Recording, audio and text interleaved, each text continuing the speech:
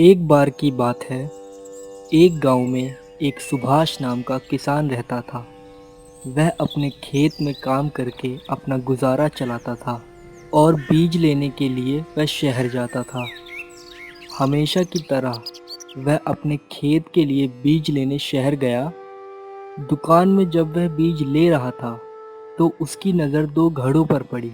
दोनों घड़े देखने में काफी अच्छे लग रहे थे। सुभाष ने सोचा, इनको अगर मैं खरीद लूं तो मैं नदी से ज्यादा पानी ला सकता हूँ। यह सोचकर उसने दोनों घड़े खरीद लिए।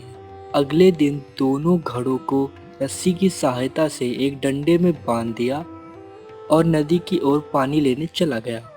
नदी के पास पहुंचकर उसने घड़ों में पानी भरा और अपने घर आ गया।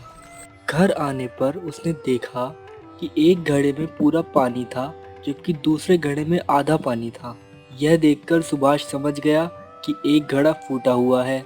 उसने दोनों घड़ों का पानी एक बड़े बर्तन में डाल दिया। इसके बाद वह अगले दिन भी दोनों घड़ों को लेकर नदी पर गया। आकर उनका पानी बड़े बर्तन में डाल दिया।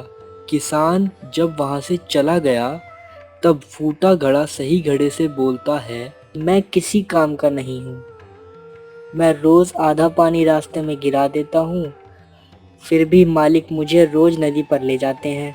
सही घड़े ने भी हंसते हुए बोला, हाँ तुम किसी काम के नहीं हो, और उस पर हंसने लगा। अगले दिन जब सुभाष नदी पर जाने के लिए घड़े लेने लगा तो फूटा घड़ा सुभाष से बोलता है, मालिक मैं किसी काम का नहीं हूँ, फिर भी आप मुझे लेकर जाते हो। मैं आपकी मेहनत खराब कर देता हूँ, इसलिए मुझे यहीं छोड़ दो और आप दूसरा घड़ा लेकर नदी पर चले जाओ। इस पर सुभाष ने फूटे घड़े से बोला, तुम अपने आप को बेकार मत समझो।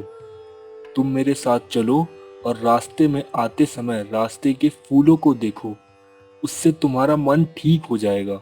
फूटा घड़ा यह सुनकर फट से मान गया और सुभाष दोनों घड़ों को लेकर नदी से पानी लेने चला गया। आते समय फूटे घड़े ने रास्ते के फूलों को देखा तो उसको बहुत अच्छा लगा, लेकिन जैसे ही वह घर पहुंचा और घर पहुंचकर उसने अपने अंदर आधा पानी देखा तो वह फिर से दुखी हो गया। सुभाष ने फूटे घड़े को बताया, तुम बेकार नहीं हो, तुम भी बड़े काम के हो।